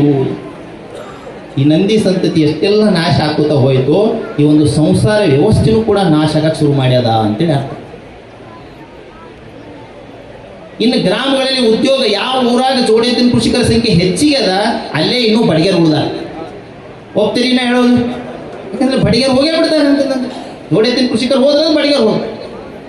ಬಡಿಗೇರು, ಕುಂಬಾರ, ಚಮ್ಮಾರ್, ತಳವಾರು ಏನೆಲ್ಲ ಏನದಾವಲ್ಲ ಉದ್ಯೋಗ ಇದ್ದು ಎಲ್ಲ ಉದ್ಯೋಗ ಕೂಡ ಗ್ರಾಮಗಳಲ್ಲಿ ಇವತ್ತು ನಾಶ ಆದವು. ಅದಕ್ಕೆ ಕಾರಣಪ್ಪ ಅಂದ್ರೆ ಜೋಡೆತ್ತಿನ ಕೃಷಿ ನಾಶ ಆಗಿರೋದು. ಹಾಗಾಗಿ ಮತ್ತೆ ನಮ್ಮ ಗ್ರಾಮಗಳಲ್ಲಿ ನಮಗೆ ಉದ್ಯೋಗ ಬೇಕಾಗಿತ್ತು ಅಂತಂದ್ರೆ ಜೋಡೆತ್ತಿನ ಕೃಷಿಕರಿಗೆ ಪ್ರೋತ್ಸಾಹ ಕೊಡೋಂಗೆ ಆಗಬೇಕು. ಇನ್ನು ಪ್ರಜಾಪ್ರಭುತ್ವ ವ್ಯವಸ್ಥೆ ಅಂತ ಹೇಳ್ತೀವಿ ಅಂತಂದ್ರೆ ಇವೆಲ್ಲನೂ ಏನೀಗೆಲ್ಲ ಹೇಳಿ ಕೂತ ಬಂದೆ. ಮಣ್ಣು ಹೋಯ್ತು, ನೀರು ಹೋಯ್ತು, ಒಳ್ಳೆ ಆಹಾರ ಹೋಯ್ತು, ಎಲ್ಲ ಹೋದು ಒಂದು ಏನಾಗ್ತದೆ ಮನುಷ್ಯ ಹುಚ್ಚಿಡಿತದ ಅಂತ. ಅದೇ ವಿಜ್ಞಾನಿಗಳು ಹೇಳ್ತಾ ಇರೋದು, ವಿಶ್ವಸಂಸ್ಥೆ ಹೇಳ್ತಾ ಇರೋದು, ಇದೇ ವ್ಯವಸ್ಥೆ ಮುಂದುವರಿಯಿತು ಅಂತಂದ್ರೆ ಮುಂದಿನ 10-15 ವರ್ಷಗಳಲ್ಲಿ ಪ್ರತಿಯೊಬ್ಬರು ಮನೆಯಾಗ ಒಬ್ಬರು ಹುಚ್ಚು ಆಗ್ತಾರೆ ಅಂತ. ಯಾಕಂದ್ರೆ ಶಕ್ತಿಹೀನರು ಆಗಿಬಿಡ್ತಾರೆ ಅಂತ. ಮತ್ತು 10 ಹುಚ್ಚರು ಇಲ್ಲೇ ಒಂದು 10 ಮಂದಿ ಇದ್ರಂತ ತಿಳ್ಕೋರಿ, ಕಾರ್ಯಕ್ರಮ ಮಾಡೋಕ್ಕಾಗ್ತದೇನು? ಆಗುದಿಲ್ಲ. ಹಾಗಾಗಿ ಇಲ್ಲೇನಪ್ಪ ಅಂತಂದ್ರೆ ಮುಖ್ಯವಾಗಿ ನಂದಿ ಸಂತತಿ ಏನು ಅದರಿಂದನೇ ಜೋಡೆತ್ತಿನ ಕೃಷಿಕರಿಂದನೇ ಈ ದೇಶದ ಪ್ರಜಾಪ್ರಭುತ್ವ ವ್ಯವಸ್ಥೆ ಏನಾಗಿರೋಪ್ಪ ಅಂದ್ರೆ ನಿರ್ಮಾಣ ಆಗಿರೋದು. ಜೋಡೆತ್ತಿನ ಕೃಷಿಕರ ಸಂಖ್ಯೆ ನಾಶ ಆಯಿತು ಅಥವಾ ನಂದಿ ಸಂಪತ್ತಿ ದೇಶದಲ್ಲಿ ನಾಶ ಆಯಿತು ಅಂತಂದರೆ ಈ ಪ್ರಜಾಪ್ರಭುತ್ವ ವ್ಯವಸ್ಥೆಗೆ ಒಂದು ಧಕ್ಕೆ ಬರ್ತದೆ. ಇನ್ನು ಕೊನೆಯದಾಗಿ ಧರ್ಮ ಅನ್ನುವಂಥದ್ದು ಬಂತು ಅಂತ ತಿಳ್ಕೊಳ್ಳೋಣ. ನಾವು ನಂಬಿ ಆಚರಣೆ ಮಾಡ್ತಾ ಇರುವಂಥ ಯಾವುದೇ ಧರ್ಮ ಆಗಿರ್ಬೋದು, ಆ ಧರ್ಮದ ಮೂಲ ಬೇರೆ ಯಾವಾದಾಗಿರೋದು ಅಂತಂದ್ರೆ ಈ ನಂದಿನೇ ಆಗಿರೋದು. ಏನು ವೀರಶೈವ ಲಿಂಗಾಯತ ಅಂತ ಹೇಳ್ತಾ ಇದೀವೋ ಅದರ ಮೂಲ ಬೇರು ನಂದಿನೇ ಆಗಿರೋದು. ಯಾವುದನ್ನು ನಾವು ಹಿಂದೂ ಅಂತ ಹೇಳ್ತೀವೋ ಅದರ ಮೂಲ ಬೇರು ಕೂಡ ನಂದಿನೇ ಆಗಿರೋದು. ಯಾವುದನ್ನು ಸನಾತನ ಅಂತ ಹೇಳ್ತೀವೋ ಅದರ ಮೂಲ ಬೇರು ಕೂಡ ನಂದಿನೇ ಆಗಿರೋದು. ಹಾಗಾಗಿ ಇಲ್ಲಿ ಏನಾಗ್ತಾ ಇದೆ ಅಂತಂದರೆ ಎಲ್ಲರೂ ಯಾವುದೋ ರೂಪದಲ್ಲಿ ಈ ನಂದಿ ಆಧಾರಿತವಾಗಿ ಹಿಂದಿನಿಂದ ಏನು ಉಳಿದು ಬೆಳೆದು ಬರ್ತಾ ಇದೆಯೋ ಈ ಕಂಬಿ ಮಲ್ಲಯ್ಯನ ಪೂಜಾ ಸಂಪ್ರದಾಯ ಅದೇ ನಮ್ಮನ್ನು ಇವತ್ತು ಏನು ಮಾಡಿದೆ, ಒಂದಾಗಿ ಕೂಡಿಸಿದೆ ಅಂತ ಇಲ್ಲೆಲ್ಲನೂ ಕೂಡ. ಅಕಸ್ಮಾತಾಗಿ ಕಂಬಿ ಮಲ್ಲಯ್ಯನ ಪೂಜಾ ಸಂಸ್ಕೃತಿ ಏನಾದರೂ ನಮ್ಮ ಗ್ರಾಮಗಳಿಗೆ ಇಲ್ಲದೇ ಇದ್ರೆ ಇಷ್ಟು ಜನಸಂಖ್ಯೆ ಇಲ್ಲೆಲ್ಲಾನು ಬಂದು ಸೇರಕ್ಕೆ ಸಾಧ್ಯತೆ ಆಗ್ತಾ ಇತ್ತಾ? ಇಂಥ ಒಂದು ವಿಚಾರ ಮಂಥನವನ್ನು ನಾವು ಮಾಡಕ್ಕೆ ಸಾಧ್ಯತೆ ಆಗ್ತಾ ಇತ್ತಾ ಅನ್ನೋದು. ಹಾಗಾಗಿ ಇಲ್ಲಿ ಬಂದಾದ್ಮೇಲೆ ನನಗೆ ತಿಳಿದಿರುವಂಥದ್ದು ಏನಪ್ಪ ಅಂತಂದರೆ, ಕಂಬಿ ಮಲ್ಲಯ್ಯನ ಇಟ್ಟು ಪೂಜೆ ಮಾಡಾಕ ಒಂದು ದೊಡ್ಡದಾದಂಥ ಒಂದು ಕಂಬಿ ಮಲ್ಲಯ್ಯನಿಗಾಗಿ ಒಂದು ಮಂಟಪ ಕಟ್ತಾರ ಪೂಜ್ಯ ಜಗದ್ಗುರುಗಳು. ಇದರ ಅರ್ಥ ಏನಪ್ಪ ಅಂತಂದ್ರೆ, ಈ ಭಾರತ ದೇಶ ಮುಂದಿನ ದಿನಗಳಲ್ಲಿ ಏನು ವಿಶ್ವಗುರು ಆಗಬೇಕಾಗ್ಯದ ಅದಕ್ಕೊಂದು ವೇದಿಕೆಯನ್ನ ಪೂಜ್ಯ ಜಗದ್ಗುರುಗಳು ಇವತ್ತು ಏನು ಮಾಡಕತ್ತಾರ, ನಿರ್ಮಾಣ ಮಾಡಕತ್ತಾರ ಅಂತ ಅರ್ಥ. ಭಾರತ ದೇಶ ಏನು ವಿಶ್ವಗುರು ಆಗಬೇಕಾಗಿದೆಯೋ ಅದಕ್ಕೊಂದು ವೇದಿಕೆ ಏನಾಗಬೇಕಾಗ್ಯದ, ಏನು ನಿರ್ಮಾಣ ಆಗಕತ್ತದ, ಅದು ಎಲ್ಲರೂ ಕೂಡ ಏನಾಗಬೇಕಾಗಿದೆ ಅಂತ ಯಾವುದೋ ರೂಪದಲ್ಲಿ ನಾವೆಲ್ಲರೂ ಪಾಲ್ದಾರ ಆಗಬೇಕಾಗ್ಯದ. ತನು ಮನ ಧನದಿಂದ ನಾವೆಲ್ಲರೂ ಕೂಡ ಅದರಲ್ಲಿ ಒಂದಾಗಿ ಭಾಗಿ ಆಗಬೇಕಾಗ್ಯದ. ಇದಕ್ಕಿಂತಲೂ ಶ್ರೇಷ್ಠವಾದಂಥ ಧರ್ಮ ಕಾರ್ಯ ಇವತ್ತು ಭೂಮಿ ಮೇಲೆ ಇಲ್ಲ ಅನ್ನುವಂಥದ್ದು ಈ ಸಂದರ್ಭದಲ್ಲಿ ನಾನು ಹೇಳ್ತೇನೆ. ಹಾಗಾಗಿ ನಾವು ಹಳ್ಳಿಗೆ ಹೋದ್ವಿ, ನಮ್ಮ ಗ್ರಾಮಕ್ಕೆ ನಾವು ಮರಳಿ ಹೋದ್ವಿ ಅಂತಂದ್ರೆ ಇಲ್ಲಿ ಏನು ಕಾರ್ಯ ನಡೀತಾ ಇದೆ, ಯಾವುದು ಧರ್ಮ ಉಳಿಸುವಂಥ ಒಂದು ಶ್ರೇಷ್ಠವಾದಂಥ ಕಾರ್ಯ ಇವತ್ತು ನಡೀತಾ ಇದೆಯೋ ಅದನ್ನೆಲ್ಲರಿಗೂ ಇನ್ನೊಂದು 10 ಜನರಿಗೆ ನಾವು ಹೇಳೋಣ ಅನ್ನುವಂಥ ಸಂಕಲ್ಪ ಮಾಡ್ಕೊಂಡು ಹೋಗ್ಬೇಕು. ಹಾಗಾಗಿ ಇಲ್ಲಿ 11 ರೀತಿಯ ಆಯಾಮಗಳದ್ದು ನಾನು ನಿಮಗೆ ಹೇಳ್ತಾ ಇರ್ತೀನಿ. 11 ರೀತಿಯ ಲಾಭಗಳದಾವು ಅನ್ನುವಂಥದ್ದು ಜೋಡೆತ್ತ ಕಡಿದಂಥ ರೈತನಿಂದ ಒಂದು ಸಮಾಜಕ್ಕೆ. ಹಾಗಾಗಿ ನಾವು ಸರ್ಕಾರದ ಮುಂದೆ ಏನು ಮಾಡಿದ್ದೀವಿ ಅಂತಂದರೆ ಒಂದು ಬೇಡಿಕೆ ಇಟ್ಟಿದ್ದೀವಿ, ಜೋಡೆತ್ತ ಕಟ್ಟಿದಂಥ ರೈತರಿಗೆ ನೀವು ತಿಂಗಳ 11,000 ರೂಪಾಯಿ ಏನು ಮಾಡಬೇಕು, ಪ್ರೋತ್ಸಾಹನ ಕೊಡ್ರಿ ಅಂತ. ಈಗಾಗಲೇ ಇದು ಪ್ರಸ್ತಾಪ ಸರ್ಕಾರದ ಹತ್ರ ಹೋಗಿದೆ. ಅದಕ್ಕಾಗಿ ಎಷ್ಟೋ ವಿಜ್ಞಾನಿಗಳು ಕೂಡ ಇವತ್ತೇನು ಮಾಡ್ತಾ ಇದ್ವಿ, ಇದಕ್ಕೆ ಒಂದು ಗೂಡಿಸ್ಕೋತಕ್ಕೆ ನಾವು ಪ್ರಯತ್ನ ಮಾಡ್ತಾ ಇರೋದು. ಶ್ರೀಶೈಲ ಮಲ್ಲಿಕಾರ್ಜುನೇ ಮನಿ ದೇವರಾಗಿರೋದು ಒಬ್ಬ ವಿಜ್ಞಾನಿ ಇದ್ದಾರೆ, ಅವ್ರ ಮನಿ ದೇವರೇ ಶ್ರೀಶೈಲ ಮಲ್ಲಿಕಾರ್ಜುನ್. ಅವರು 50 ದೇಶಗಳಲ್ಲಿ ಕೆಲಸ ಮಾಡಿ ಬಂದಾರ. ಅವ್ರ ದಿವಸ ಪಗಾರ ಎಷ್ಟಪ್ಪ ಅಂದ್ರೆ ದಿವಸ 1 ಲಕ್ಷ ರೂಪಾಯಿ ಇರೋದು. ತಿಂಗಳಿಗೆ ಅಲ್ರಿ, ದಿವಸಕ್ಕೆ 1 ಲಕ್ಷ ಪಗಾರ ಇದ್ದಾರೆ. ಆದರೂ ಕೂಡ ಆ ಒಂದು ಹುದ್ದೆಗೆ ಏನು ಮಾಡಿದ್ರು, ರಾಜೀನಾಮೆ ನೀಡಿ ಈ ಜೋಡೆತ್ತಿನ ಕೃಷಿಕ ಕೆಲಸಕ್ಕಾಗಿ ನಿಂತಾರೆ. ಬೆಂಗಳೂರಾಗ ಅವರು ಇಲ್ಲಿ ಬರಬೇಕಾಗಿತ್ತು, ಇವತ್ತು ಆಕಸ್ಮಿಕವಾಗಿ ಅವ್ರು ಬರೋಕ್ಕಾಗಿಲ್ಲ. ಬೇರೆ ಕಡೆ ಒಂದು ರಾಜ್ಯದಲ್ಲಿ ಅವ್ರ ಒಂದು ಕಾರ್ಯಕ್ರಮ ಪೂರ್ವ ನಿಗದಿಯಾಗಿದೆ. ಡಾಕ್ಟರ್ ಚಂದ್ರಶೇಖರ್ ಬಿರಾರ್ ಅಂತೇಳಿ ಡವಳ್ಗಿ ಅವರು. ಹಾಗಾಗಿ ಇಲ್ಲಿ ನಮಗೆ ಪ್ರಶ್ನೆ ಬಂದದ್ದು, ನಾನು 10 ವರ್ಷ ಕೃಷಿ ಅಧಿಕಾರಿಯಾಗಿ ಕೆಲಸ ಮಾಡಿರುವಂಥದ್ದು. ಇನ್ನು ಗುರುವಿನ ಪಾದದಲ್ಲಿ ಎಲ್ಲಾನು ಸದ್ಗತಿ ಅಡಗಿರೋದು ಅನ್ನುವಂಥದ್ದು ಪೂಜ್ಯ ಸಿದ್ದೇಶ್ವರಪ್ಪ ಸ್ಪಷ್ಟವಾಗಿ ನಿಖರವಾಗಿ ನಮಗೆ ತಿಳಿಸಿದ ವಚನ. ನಮಗೆ ಪಗಾರ ಮುಖ್ಯ ಆಗಬೇಕು ಅಥವಾ ನಾವು ನಂಬಿದಂಥ ಮಲ್ಲಯ್ಯ ಅಥವಾ ನಂಬಿದಂಥ ಮನಿ ದೇವರು ಮುಖ್ಯ ಆಗಬೇಕು ಅನ್ನೋದು ಮೂಲ ಪ್ರಶ್ನೆ ಬಂತು. ಅದಕ್ಕಾಗಿಯೇ ಅದನ್ನು ಬಿಟ್ಟು ಇದಕ್ಕೆ ಕೆಲಸಕ್ಕೆ ಬಂದಿರು. ಬಹಳ ವಿಚಾರ ಮಾಡಬೇಕಾಗಿರುವಂಥದ್ದು, ಇದು ಬಹಳ ಗಂಭೀರವಾದಂಥ ಪರಿಸ್ಥಿತಿ ಅಂತ ಹೇಳ್ತಾ ಇರೋದು. ನಮ್ಮ ಮಕ್ಕಳು ಮರಿ ಮುಂದಿನ ಎಲ್ಲರ ಭವಿಷ್ಯ ಎದ್ರ ಮ್ಯಾಲೆ ನಿಂತದಪ್ಪ ಅಂತಂದ್ರೆ ಈ ಕಂಬಿ ಮಲ್ಲಯ್ಯನ ಪೂಜಾ ಸಂಸ್ಕೃತಿ ಮ್ಯಾಲೆ ನಿಂತದ ಅನ್ನುವಂಥದ್ದು ಅಷ್ಟೇ ಸ್ಪಷ್ಟ ಮತ್ತು ನಿಖರವಾಗಿ ನಾನು ಹೇಳ್ತಾ ಇರೋದು. ಇದರ ಆಧಾರಿತವಾಗಿ ನಮ್ಮಲ್ಲಿರುವಂಥ ಎಲ್ಲ ಭೇದ ಭಾವಗಳನ್ನು ತೊಡೆದು ನಾವೆಲ್ಲರೂ ಒಂದು ಗೂಡಲೇಬೇಕಾಗ್ಯದ. ಒಂದು ಗೂಡದೆ ಹೋದರೆ ಖಂಡಿತವಾಗಿ ಪರಿಹಾರ ಇಲ್ಲವೇ ಇಲ್ಲ. ಒಂದು ಗೂಡಿದೇನೆ ಎಲ್ಲದಕ್ಕೂ ಪರಿಹಾರ ಆದ ಅನ್ನುವಂಥದ್ದನ್ನು ತಿಳಿಸಾಗಿನೇ ಈ ಕಂಬಿ ಮಲ್ಲಯ್ಯ ಇರೋದು. ಹೌದ್ರಿ, ನಮ್ಮ ಗ್ರಾಮಗಳಲ್ಲಿ ನಾವೇ ಇದೀವಿ ಅಂದ್ರೆ ಎಷ್ಟೋ ಭಿನ್ನಾಭಿಪ್ರಾಯ ಇರ್ತಾವು. ಆದ್ರೆ ಅಲ್ಲಿಂದ ಇಲ್ಲಿ ಬರಬೇಕಾಗಿತ್ತು ಒಂದು 50-60 ಮಂದಿ ಕೂಡಿ ಬರ್ತೀವಿ ಅಂತಂದ್ರೆ ಯಾವ ಭಿನ್ನಾಭಿಪ್ರಾಯನೂ ಬರೋದು ಇಲ್ಲಿವರೆಗೆ ಬರುವಾಗ. ಯಾಕ? ಗುರಿ ಒಂದೇ ಏನು ಕಾಣ್ತಿತ್ತು ಅಂತಂದ್ರೆ ನಮ್ಮ ಕಣ್ಣಾಗ ಬರೆಯಕ್ಕೆ ಮಲ್ಲಯ್ಯ ಮಲ್ಲಯ್ಯ ಮಲ್ಲಯ್ಯ ಕಾಣ್ತಾ ಇದ್ದ. ಹಾಗಾಗಿ ಇವತ್ತು ನಮ್ಮ ಮುಂದಿನ ದಿನಗಳಲ್ಲಿ ನಮಗೆ ಕಾಣಬೇಕಾಗಿದ್ದು ಮಲ್ಲಯ್ಯ ಯಾವುದಪ್ಪ ಅಂದ್ರೆ ನಂದಿ ನಂದಿ ನಂದಿ ನಂದಿ ಕಾಣಬೇಕಾಗಿದೆ. ನಂದಿ ಎನ್ನುವಂತ ಹೆಸರಿಗೆ ಇನ್ನೊಂದು ಶಬ್ದ ಏನಪ್ಪ ಅಂತಂದ್ರೆ ಅದ್ರ ಹೆಸರಂದ್ರೆ ಆನಂದ ಅಂತೇಳಿ ಅರ್ಥ. ಯಾವ ನಂದಿಯಿಂದ ಬೆನ್ ಹತ್ತಾನೋ ಅವನ ಜೀವನದಲ್ಲಿ ಆನಂದಕ್ಕೆ ಕೊರತೆ ಆಗಕ್ಕೆ ಸಾಧ್ಯತೆ ಇಲ್ಲ ಅನ್ನೋದು ಅಷ್ಟೇ ಸ್ಪಷ್ಟ ಮತ್ತು ನಿಖರವಾಗಿ ಹೇಳ್ತಾ ಇರೋದು. ಆದರೆ ವಾಸ್ತವದಲ್ಲಿ ಇವತ್ತು ಎಂಥ ಪರಿಸ್ಥಿತಿ ನಮಗೆ ನಿರ್ಮಾಣ ಆಗ್ಯದ. ಇವತ್ತು ಶ್ರೀಶೈಲ ಮಲ್ಲಿಕಾರ್ಜುನ ಮುಂದೆ ಕುಳಿತಂತ ನಂದಿ ಕೂಗಿ ಹೇಳಕತ್ತಾನ, ಅದೇ ಮಲ್ಲಿಕಾರ್ಜುನಗ ನನ್ನ ಸಂತತಿ ನಾಶ ಆಗಕತ್ತದ, ವಿಚಾರ ಮಾಡಂತ ಹೇಳಿ ನಿನ್ನ ಭಕ್ತರಿಗೆ ಅಂತ. ವಿಚಾರ ಮಾಡು, ಹೇಳು ಅಂತೇಳಿ ಭಕ್ತರಿಗೆ ಹೇಳು ಅಂತೇಳಿ ನಂದಿ ಹೇಳಕತ್ತಾನ, ಕೂಗಿ ಹೇಳಕತ್ತಾನ ಅಂತ. ಅದೇ ನಂದಿ ಕೂಗು ಅನ್ನೋದು. ಪ್ರತಿ ಗ್ರಾಮಗಳಲ್ಲಿರುವಂಥ ಈ ಮಲ್ಲಯ್ಯನ ದೇವಸ್ಥಾನದಲ್ಲಿರುವಂಥ ಮಲ್ಲಯ್ಯ ಎಂಬ ಒಂದು ಲಿಂಗದ ಮುಂದೆ ಕೂತಂತ ಅದೇ ನಂದಿ ಕೂಗಿ ಹೇಳಕತ್ತಾನ, ವಿಚಾರ ಮಾಡಿ ಮುಂದುವರಿರಿ, ವಿಚಾರ ಮಾಡಿ ಮುಂದುವರಿರಿ ಅನ್ನುವಂಥ. ನಂದಿಯನ್ನು ಉಳಿಸದೆ ಹೋದ್ರೆ ಮುಂದೆ ಪರಿಸ್ಥಿತಿ ಏನಾಗ್ತದ ಅನ್ನೋದು ವಿಚಾರ ಮಾಡಿ ಮುಂದುವರಿರಿ ಅನ್ನುವಂಥ.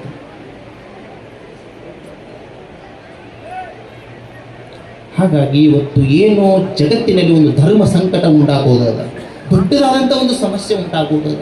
ಆ ಸಮಸ್ಯೆಗೆ ಪರಿಹಾರ ಕಂಡುಕೊಳ್ಳೋಕೆ ಇವತ್ತೇನು ಮಾಡಕತ್ತಾರ ಅಂದ್ರೆ ಶ್ರೀಶೈಲ ಜಗದ್ಗುರುಗಳು ಎಲ್ಲ ಕಂಬಿ ಮಲ್ಲಯ್ಯಗಳನ್ನು ಒಂದುಗೂಡಿಸಕತ್ತಾರ. ಅದಕ್ಕಿಂತ ಶ್ರೇಷ್ಠವಾದಂಥ ಕೆಲಸ ಇವತ್ತು ಯಾವುದೂ ಇಲ್ಲ. ನನ್ನ ಮನಸ್ಸು ಹೇಳಕತ್ತಿತ್ತು ಮೊದಲಿನಿಂದ, ಅದರಲ್ಲಿಯೂ ಕೂಡ ಪುಕ್ಕದಲ್ಲಿಯೂ ಕೂಡ ಬರೆದಿರುವಂಥದ್ದು, ಈ ಮಠಪತಿಗಳು ಗುರುಗಳು ಅವ್ರನ್ನೆಲ್ಲ ಒಂದುಗೂಡಿಸಿ ಒಂದು ಸಮಾವೇಶ ಮಾಡಬೇಕು, ಗುರುಗಳ ಹತ್ರ ಬಂದು ಭೇಟಿ ಆಗಬೇಕು. ಯಾಕಪ್ಪ ಅಂತಂದ್ರೆ ಇಂಥದನ್ನು ಸಂಸ್ಕೃತಿಯನ್ನು ಉಳಿಸ್ಕೊಂಡು ಬೆಳೆಸ್ಕೊಂಡು ಬಂದಾರಲ್ಲ, ಅವ್ರಿಗಿಂತ ಶ್ರೇಷ್ಠವಾದಂಥ ಗುರುಗಳು ಈ ಭೂಮಿ ಮ್ಯಾಗ ಇಲ್ಲ ಅಂತ ನಾನು ನಡ್ಕೊಂಡು ಬರುವಾಗ ನೋಡ್ತಾ ಇದ್ದೆ. ಇವತ್ತು ನಾವು ದಾರಿ ಹುಡುಕುವುದೇ ಬೇಕಾಗಿಲ್ಲ, ದಾರಿನೇ ಇಲ್ಲಿ ಕರ್ಕೊಂಡು ಬರ್ತದ. ಅಂತ ದಾರಿ ನಿರ್ಮಾಣ ಮಾಡಿದವ್ರು ಯಾರಪ್ಪ ಅಂದ್ರೆ ಆ ಮಠಪತಿ 500 ಮಾಡ್ಯಾರ. ಹೌದ್ರಿ, ನಾ ಹೇಳ್ತೇವೆ ಅವ್ರು ಮಾಡ್ಯಾರ. ನಾವು ಎಷ್ಟು ನಾವು ಶಿರಸಾಷ್ಟಾಂಗ ನಮಸ್ಕಾರಗಳನ್ನು ಹಾಕಿದ್ರಿ ಇವತ್ತು ಸಾಲದು ಅಂತ ನಾ ಹೇಳ್ತಾರೆ. ಎಂಥ ಪರಿಸ್ಥಿತಿ ಇವತ್ತು ಬಂದದಂತಂದ್ರೂ ಕೂಡ ಇವತ್ತು 500-600 ಕಿಲೋಮೀಟರ್ ಅದನ್ನು ಹೊತ್ಕೊಂಡು ಬರ್ತಾರ. ಎಲ್ಲಿ ಬೇಕಾದಲ್ಲಿ ಇಟ್ಟು ಪೂಜೆ ಮಾಡ್ತಾರ. ಇಂಥಕ್ಕಿಂತ ಜೊತೆ ಶ್ರೇಷ್ಠವಾದಂಥ ಗುರುಗಳು ನಮ್ಗೆ ಎಲ್ಲಿ ಸಿಗ್ತಾರ? ಯಾವುದೋ ರೂಪದಲ್ಲಿ ಇವತ್ತು ನಮ್ಮ ಮಕ್ಕಳು ಮರಿಗಳು ಎಲ್ಲರನ್ನೂ ಉಳಿಸೋ ಕೆಲಸದಲ್ಲಿ ಅವ್ರು ತೊಡೆಯಾರ. ಆದ್ರೆ ನಮಗೆ ಗೊತ್ತಾಗತ್ತಿಲ್ಲ. ಇವತ್ತು ಯಾವುದೋ ರೂಪದಲ್ಲಿ ಮಲ್ಲಯ್ಯ ನಮಗೆ ಏನು ಮಾಡಾಕತ್ತಾನ ಅಂದ್ರೆ ಅವ್ರು ಪರಿಚಯ ಮಾಡಿಕೊಡಾಕತ್ತಾನ ಅವ್ರ ಶಕ್ತಿ ಏನದ ಅನ್ನೋಂಥ. ಇವತ್ತು ಅದೇ ಗುರುಗಳು ನಮ್ಗೆ ಏನಾದರೂ ಹಳ್ಳಿಗಳಲ್ಲಿರುವಂಥ ಎಲ್ಲ ಜೋಡೆತ್ತಿನ ಕೃಷಿಕರನ್ನು ಒಂದುಗೂಡಿಸಿ, ಹೌದಪ್ಪ ನಿಮಗಾಗಿ ಒಂದು ಯೋಜನೆ ತರಾಕತ್ತದ, ನಿಮಗಾಗಿ ಒಂದು ಕಾನೂನು ತರಾಕಲ್ಲಿ ಏನೋ ಪ್ರಯತ್ನ ನಡೆದದ, ನೀವೆಲ್ಲರೂ ಒಂದಾರಿ ಅಂತೇಳಿ ಏನಾದರೂ ಈ ಪ್ರಯತ್ನ ಏನಾದರೂ ಮುಂದುವರಿತಾ ಹೋಯಿತು ಅಂತಂದರೆ ಕೆಲವು ದಿನಗಳಲ್ಲಿ ಇದಕ್ಕೆ ನಾವು ಪರಿಹಾರ ಕಂಡುಕೊಳ್ಳೋಕೆ ಸಾಧ್ಯತೆ ಅದ. ಹೋಗ್ತೀರಿ ನಾ ಹೇಳ್ತಾ ಇರೋದು? ಹೌದು. ಯಾವ ಒಂದು ನಮ್ಮದು ಹಿಂದಿನಿಂದ ಒಂದು ಪೂಜಾ ಸಂಪ್ರದಾಯ ಉಳ್ಕೊಂಡು ಬಂದಿದೆಯೋ, ಎಲ್ಲಿ ಒಂದು ಭಕ್ತಿ ಭಾವ ನಮ್ಮನ್ನು ನಾವು ಅದರಲ್ಲಿ ಭಕ್ತಿ ಭಾವದಿಂದ ತೊಡಗಿಸ್ಕೊಂಡಿದೀವೋ ಅದರ ಆಧಾರಿತವಾಗಿ ನಾವು ಒಂದುಗೂಡಿ ಏನು ಮಾಡಬೇಕಾಗ್ಯದ, ಇದಕ್ಕೆ ಪರಿಹಾರ ಕಂಡುಕೊಳ್ಳೋಕೆ ಪ್ರಯತ್ನ ಮಾಡಬೇಕಾಗ್ಯದ. ಕೊನೆಯಲ್ಲಿ ಒಂದು ಮಾತನ್ನು ಹೇಳಿ ನಾನು ನನ್ನ ಮಾತನ್ನು ಮುಕ್ತಾಯಗೊಳಿಸ್ತಾ ಇದ್ದೀನಿ. ಶ್ರೀಶೈಲ ಮಲ್ಲಯ್ಯನ ಪರಮ ಭಕ್ತ ಶ್ರೀ ಸಿದ್ದರಾಮೇಶ್ವರು. ಆ ಸಿದ್ದರಾಮೇಶ್ವರು ದೊಡ್ಡ ಚಿಂತೆ ಒಳಗದ, ದೊಡ್ಡ ಚಿಂತೆ ಒಳಗದ. ಯಾಕಪ್ಪ ಅಂತಂದ್ರೆ ಹೋದ ವರ್ಷ ಬಿಜಾಪುರ ಸಿದ್ದರಾಮೇಶ್ವರ ಜಾತ್ರೆ ಸಂಕ್ರಮಣದಲ್ಲಿ ನಡೆಯುವಂಥದ್ದು. ಹೋದ ವರ್ಷ 75,000 ದನಕರುಗಳು ಜಾತ್ರೆಗೆ ಬಂದಾವು. ಆದರೆ ಈ ವರ್ಷ ಕೇವಲ 4,000 ಬಂದಾವು. ಹೋದ ವರ್ಷ 75,000 ದನಕರುಗಳು ಬಂದಾವು, ಈ ವರ್ಷ ಕೇವಲ 4,000 ಬಂದಾವು. ಕೇವಲ ಒಂದೇ ಒಂದು ವರ್ಷದಲ್ಲಿ ಎಷ್ಟು ಸಂಖ್ಯೆ ಯಾಕೆ ಕಡಿಮೆ ಆಯಿತು? ಉತ್ತರ ಕಂಡ್ಕೋಬೇಕು, ಕಾಣಬಾರ್ದು. ಹೌದ್ರಿ, ನಾನು ಹೇಳ್ತೇನೆ. ಒಂದೇ ವರ್ಷದಾಗ 75,000 ಕಮ್ಮಿಯಾಗಿ ಇವತ್ತು 4,000 ಬಂದವು. ಇನ್ನು ಮುಂದಿನ ವರ್ಷ ಏನು ಬರ್ತದೆ, ಏನಾಗ್ಬೋದು, ಪರಿಸ್ಥಿತಿ ಏನಾಗ್ಬೋದು? ನಾ ಈಗಾಗಲೇ ಹೇಳಿದ್ದೀನಿ, ನಂದಿ ಸಂಪತ್ತು ನಾಶ ಆಯ್ತಂದ್ರೆ ಏನೆಲ್ಲ ಆಗ್ತದೆ ಅನ್ನುವಂಥದ್ದು. ಮಣ್ಣು ಹೋಯ್ತು, ನೀರು ಹೋಯ್ತು, ಅನ್ನ ಹೋಯ್ತು, ಸಂಸ್ಕೃತಿ ಹೋಯಿತು, ಎಲ್ಲನೂ ಹೋಗ್ಬಿಡ್ತದೆ. ಹಾಗಾಗಿ ಸಿದ್ದರಾಮೇಶ್ವರ ಚಿಂತೆ ಮಾಡಾಕತ್ತಾರ ಏನಪ್ಪಾ ಅಂತಂದ್ರೆ ಮಲ್ಲಯ್ಯನ ವಾಹನ ಎಲ್ಲ ನಶಿಸಿ ಹೊಂಟಾವು ಅಂತ ಅವ್ರ ಚಿಂತೆ. ಮಲ್ಲಯ್ಯಗೂ ಚಿಂತೆ ಅದ ಏನಪ್ಪಾ ಅಂತಂದ್ರೆ ನನ್ನ ಪರಮ ಭಕ್ತನ ಜಾತ್ರೆಗೆ ಇಷ್ಟೆಲ್ಲ ದನಕರಗಳು ಬರ್ತಾ ಇತ್ತು, ಒಮ್ಮಲೆ ನಿಂತು ಅಲ್ಲಿ ಹೆಂಗಂತ ಅವನು ಚಿಂತೆ ಮಾಡಾಕ.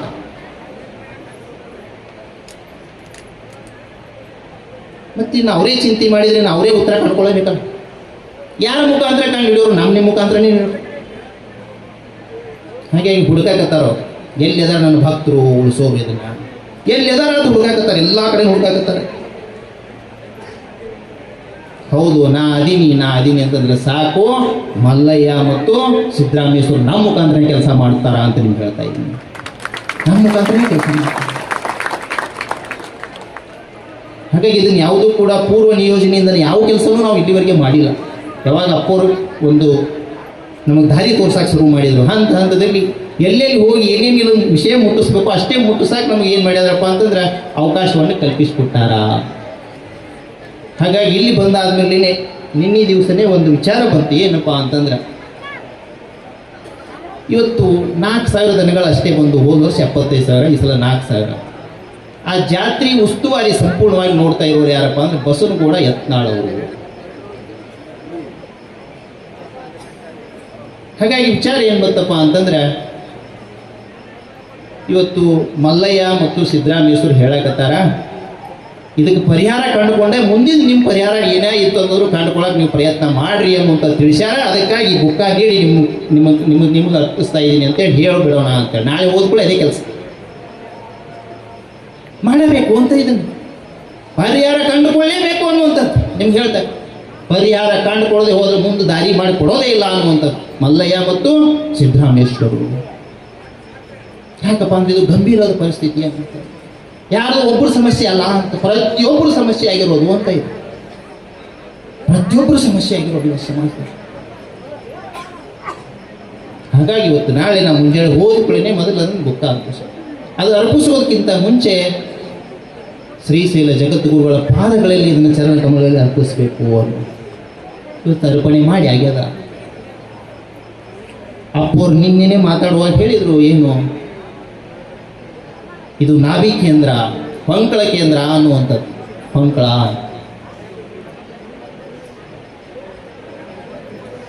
ದೇಹದಲ್ಲಿರುವಂಥ 72,000 ನಾಡಿಗಳು ಕನೆಕ್ಟ್ ಆಗಿರುವಂಥ ಜಂಕ್ಷನ್ ಪಾಯಿಂಟ್ ಅಂತ ಹೇಳ್ತೀವಿ ಇದು ನಾಭಿ ಹೊಂಕಳ.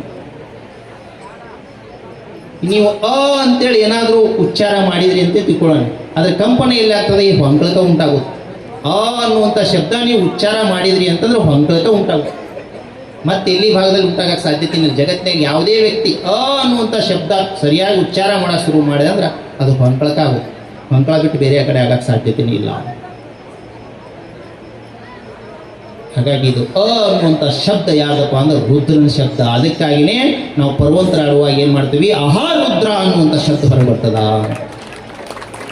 ಹಾಗಾಗಿ ಇದೇ ಹೊಂಕಳನೆ ಏನಾಗಿರೋದಪ್ಪ ಅಂದ್ರೆ ನಮ್ಮ ಸಂಕಲ್ಪ ಶಕ್ತಿಯ ಕೇಂದ್ರನೂ ಕೂಡ ಆಗಿರೋದು, ನಮ್ಮ ಇಚ್ಛಾ ಶಕ್ತಿಯ ಕೇಂದ್ರನೂ ಕೂಡ ಆಗಿರೋದು.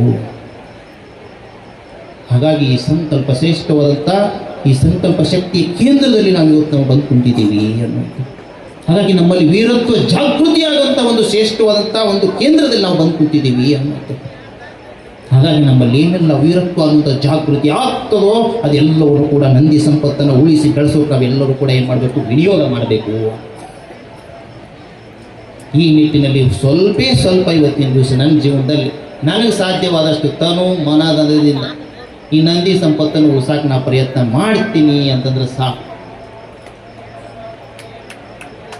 ನಮ್ಮ ಮನೆತನದ ಹಲವು ತಲೆಮಾರಿನವರೆಗೂ ಕೂಡ ಈ ಶ್ರೀಶೈಲ ಮಲ್ಲಯ್ಯ ನಮ್ಮನ್ನು ಏನು ಮಾಡ್ತಾನೆ? ಕಾಪಾಡ್ತಾನೆ ಅನ್ನೋದು ಅಷ್ಟೇ ಸ್ಪಷ್ಟ ಮತ್ತು ನಿಖರವಾಗಿ ಹೇಳ್ತಾ ಇರೋದು. ಹಾಗಾಗಿ ನಾವೆಲ್ಲರೂ ಕೂಡ ಒಂದುಗೂಡ ಇಡೀ ದೇಶಕ್ಕೆ ಇದು ಮಾದರಿ ಎನ್ನುವಂಥದ್ದನ್ನು ತಿಳಿಸಾಕ ಈ ಕಂಬಿ ಮಲ್ಲಿನ ಪೂಜಾ ಸಂಸ್ಕೃತಿ ಅದನ್ನು ತಿಳಿಸಾಕ ಪೂಜ್ಯ ಶ್ರೀಶೈಲ ಜಗದ್ಗುರುಗಳು ಇವತ್ತೇನು 1 ವರ್ಷದಲ್ಲಿ ಇದು ಕಾರ್ಯ ಆಗಬೇಕು ಅನ್ನುವಂಥ ಸಂಕಲ್ಪ ಮಾಡಿದ್ದಾರೆ. ಆ ಸಂಕಲ್ಪ ನಮ್ಮೆಲ್ಲರದು ಕೂಡ ಆಗಬೇಕು, ನಮ್ಮೆಲ್ಲ ಗ್ರಾಮಸ್ಥರ ಸಂಕಲ್ಪ ಆಗಬೇಕು. ಈ ನಿಟ್ಟಿನಲ್ಲಿ ನಾನು ಇಲ್ಲಿ ಸಂಕಲ್ಪ ಮಾಡ್ಕೊಂಡು ಹೋಗ್ತಾ ಇದ್ದೆ. ಎಲ್ಲೇ ಒಂದು ವೇದಿಕೆಯಲ್ಲಿ ಕಾರ್ಯಕ್ರಮದಲ್ಲಿ ಮಾತಾಡೋದು ಬಂತು ಅಂತಂದ್ರೆ ಈ ಸಂಕಲ್ಪ ವಿಚಾರವನ್ನು ನಾನು ಎಲ್ಲರಿಗೂ ತಿಳಿಸ್ಕೊತಾನೆ ಹೋಗೋದು ಅಂತ ಇಲ್ಲಿಂದ ನಾನು ಮಾಡ್ಕೊಂಡು ಹೋಗ್ತಾ ಇದ್ದೆ. ಯಾಕಪ್ಪ ಅಂದರೆ ಇದಕ್ಕಿಂತ ಶ್ರೇಷ್ಠವಾದಂಥ ಧರ್ಮ ಕಾರ್ಯ ಭೂಮಿ ಮೇಲೆ ಯಾವುದೂ ಇಲ್ಲ ಅಂತ ಮಲ್ಲಯ್ಯ ನಮಗೆ ತಿಳಿಸಿರುವಂಥದ್ದು. ಅದಕ್ಕಾಗಿ ನೀವು ಕೂಡ ಅದನ್ನೇ ಮಾಡಿದ್ರಿ. ಅದೇ ರೀತಿ ನಮಗೆ ಸಂಪತ್ತು ಉಳಿಸ್ಬೇಕು ಅನ್ನುವಂಥ ಸಂದೇಶವನ್ನು ಒಬ್ಬರಿಂದ ಒಬ್ಬರಿಗೆ ನೀವು ಏನಾದರೂ ತಲುಪಿಸಿದ್ರಿ ಅಂತಂದ್ರೆ ಸಾಕು. ಮಕ್ಕಳು ಮರಿಗಳ ಬಗ್ಗೆ ನೀವು ಚಿಂತನೆ ಮಾಡಬೇಡಿ, ಅದು ಚಿಂತೆ ಮಾಡೋ ಮಲ್ಲಯ್ಯನ. ಈ ಮಾತನ್ನು ಹೇಳ್ತಾ ಇಲ್ಲೇನು ನಾವು ಮಾತಾಡೋಕ್ಕೆ ಮೂಲ ಅವಕಾಶವನ್ನು ನೀಡಿರುವಂಥದ್ದು ಅದೇ ಸಿದ್ದೇಶ್ವರ ಒಬ್ಬರ ಪ್ರೇರಣೆಯಿಂದನೇ ಮತ್ತು ಶ್ರೀಶೈಲ ಜಗದ್ಗುರುಗಳ ಒಂದು ಪ್ರೇರಣೆಯಿಂದ ನೀಡಿದಂಥವ್ರು ತೊರಬಂಡಾಳದ ಪೂಜ್ಯ ಶಿವಕುಮಾರ ಸ್ವಾಮೀಜಿಗಳು. ಅವರು ದೊಡ್ಡ ಪ್ರಯತ್ನವನ್ನು ಮಾಡಿದಂಥವ್ರು ರೈತರಿಗಾಗಿ. ಅದು ದ್ರಾಕ್ಷಿ ಬೆಳೆಗಾರರು ಇವತ್ತೆಲ್ಲರೂ ಸಾಲಗಾರರಾಗಿರುವಂಥದ್ದು. ಅದಕ್ಕೆ ಪರಿಹಾರ ಕಂಡುಕೋಬೇಕು ಅಂತೇಳಿ ಒಂದು ಸರಿ ಅವ್ರು ಕಣ್ಣಾಗ ನೀರು ಬಂತು ಗುರುಗಳು. ಅದನ್ನು ನೋಡಿದಾಗ ಒಂದು ಒಳಗಡೆ ನಮಗೆ ತುಮುಲ ಉಂಟಾಗಿಬಿಟ್ಟಿತ್ತು. ಆವಾಗ ಇಲ್ಲ, ಇದು ಭಾಳ ಗಂಭೀರ ಇದು ಸಮಸ್ಯೆ, ಇನ್ನೂ ನಾವು ತೀವ್ರವಾಗಿ ಏನು ಮಾಡಕತ್ತೀವಿ ಏನೂ ಸಾಲದು ಅನ್ನುವಂಥ. ಹೀಗಾಗಿ ಅವತ್ತಿನ ದಿವಸ ಏನು ಮಾತಾಡಿ ಅವರು ಒಂದು ವಿಚಾರವನ್ನು ಹಂಚಿಕೊಂಡ ಸಮಾಜಕ್ಕೆ ಅದು ಭಾಳ ಜನಕ್ಕೆ ಏನಾಗ್ಯದ ಪ್ರೇರಕ ಶಕ್ತಿ ಆಗ್ಯದ. ಹಾಗಾಗಿ ಇವತ್ತು ಗುರುಗಳು ಒಂದು ಗೂಡಬೇಕಾಗ್ಯದ. ಅದೇ ರೀತಿ ಶಿಷ್ಯರು, ಯಾರು ಶಿಷ್ಯರಪ್ಪ ಅಂದರೆ ವಿಜ್ಞಾನಿಗಳು ಒಂದು ಗೂಡಬೇಕಾಗ್ಯದ, ಸರ್ಕಾರಿ ಅಧಿಕಾರಿಗಳು ಒಂದು ಗೂಡಬೇಕಾಗ್ಯದ. ಈ ನಿಟ್ಟಿನಲ್ಲಿ ನಾವು ಪ್ರಯತ್ನ ಮಾಡ್ತಾ ಇದ್ವಿ, ಮಾಡ್ತದ ಅನ್ನೋದು. ಅದು ಯಾವುದೋ ರೂಪದಲ್ಲಿ ಮಲ್ಲಯ್ಯ ಇನ್ನು ಮುಂದಿನ ದಿನಗಳಲ್ಲಿ ಒಂದು ದಾರಿಯನ್ನು ತೋರಿಸ್ತಾನ. ಖಂಡಿತವಾಗಿಯೂ ಕೂಡ ಎಲ್ಲರನ್ನೂ ಕೂಡ ನಾವು ಸಾಧ್ಯವಾದಷ್ಟು ಈ ಮಲ್ಲಯ್ಯನವನ್ನು ಅವಲಂಬಿಸಿ ಒಂದು ಗೂಡ್ಸಕ್ಕೆ ಪ್ರಯತ್ನ ಮಾಡೋಣ. ಇದಕ್ಕಾಗಿ ಪರಿಹಾರವನ್ನು ಖಂಡಿತವಾಗಿಯೂ ಕಂಡುಕೊಳ್ಳೋಕೆ ನಾವೆಲ್ಲರೂ ಕೂಡ ಪ್ರಯತ್ನ ಮಾಡೋಣ ಅನ್ನುವಂಥ ಮಾತನ್ನು ಹೇಳಿ ಧನ್ಯವಾದಗಳನ್ನು ಅರ್ಪಿಸಬಹುದು.